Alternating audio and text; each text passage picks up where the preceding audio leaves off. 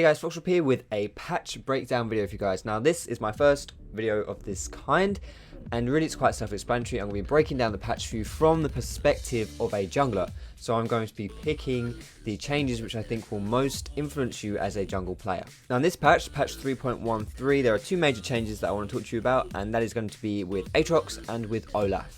So the first thing that's changed about Aatrox is that his passive now gives you less attack speed. For those of you who don't know, all of Aatrox's abilities cost health. And whenever you spend health to use an ability, the health cost goes towards your passive. And when you charge up your passive, you get increased attack speed. Now there are two reasons why this is such a big nerf to Aatrox. The first one is that this is not a niche nerf or anything like that. This isn't something where you would say, oh, his ultimate was making him a bit too strong, so we'll tone down the numbers on that. Nope, you benefit from your passive pretty much all the time. So this nerf is hurting you all the time. The second reason why an attack speed nerf is so big on Aatrox is because of the way his W works.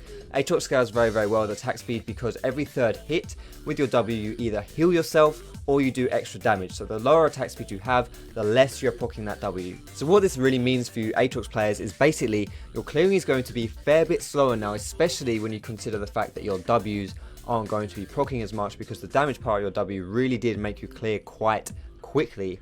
Also, your dueling is going to be weaker and your all-in with your ultimate is not as strong as well. The second Aatrox nerf was to his E, his Blaze of Torment. They'd now do less damage as you're ranking them up. Considering most Aatrox players would be maxing their E first, this is actually a fairly big change. The burst damage on your ganks was actually fairly high when you managed to land your E, so the nerfs here are going to make his ganks a fair bit less scary. And of course his clearing is going to be slightly slower too. So my opinion of Aatrox after these nerfs is that he's still probably going to be quite strong. I think the real problem with Aatrox is that he's a jack of all trades and a master of all trades as well. His clearing was exceptionally fast, his ganks were really strong, he scaled quite well into late game as well. He could even tower dive people at like level 3 or level 4 because of the way his passive worked. I still think he's going to be good, and I do think these nerfs were definitely warranted. So the second big jungle change is with Olaf. In the last patch, Olaf was reworked, and in this patch he has received 3 different changes, and all of those changes are buffs. The first change to Olaf was that his Q, his undertow, now slows for a longer duration, and also the mana cost has been reduced. It is now a flat amount as opposed to a scaling amount. So now when you are maxing your Q, you're not also increasing the mana cost. And this is actually quite a nice change because most Olaf players would be maxing their Q first. This change is just going to make his ganks a little bit stronger, and also in mid-game team fights and in late-game team fights, it's going to be hard to escape a charging Olaf. Mana cost reduction is actually very nice as well because Olaf did struggle with that, especially if you're spamming your undertow, if you're picking up the axe as you go along. And I quite like this change because it's just like a quality of life change. You don't really want to be worrying about how much mana you use. You don't really use your Q too strategically when you're playing Olaf. You just lob it at people, and if you happen to run over it, you lob it at them again. The second change is to his W, his Vicious Strikes.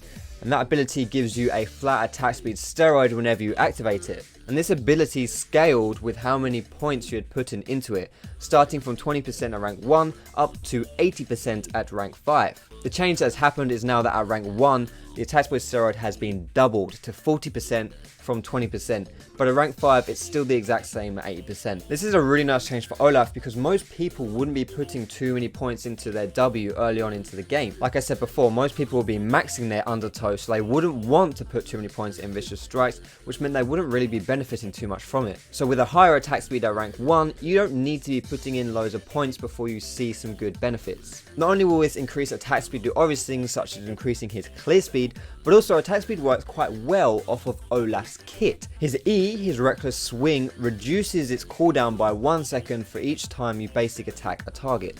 And also Ragnarok, his ultimate, gives you a flat amount of AD when you activate it, which means the more attack speed you have, the more you make use of that flat AD steroid. And finally, something which I think is kind of unimportant and something you probably won't notice when you're playing Olaf is the change to his E, his Reckless Swing. The old Reckless Swing used to do damage to you whenever you used it equal to 40% of the damage dealt.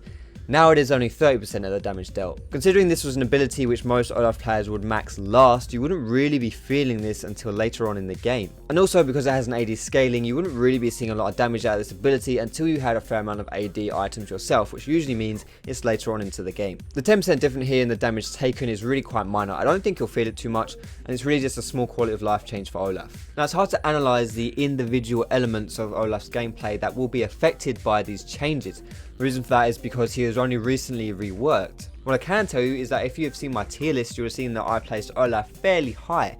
And now with these most recent changes, I actually think Olaf is a pretty good champion and probably in a very viable state. So if you're an Olaf player, I would say that now is a pretty good time to bring out your feather duster and your rubber gloves, dust him off and start playing him. Thanks for watching this video guys, hope you enjoyed it. As always, you can come check me out on my personal channel, come take a look at my other videos to learn how to be a better League of Legends player. But thanks for watching guys, and I'll see you in my next video.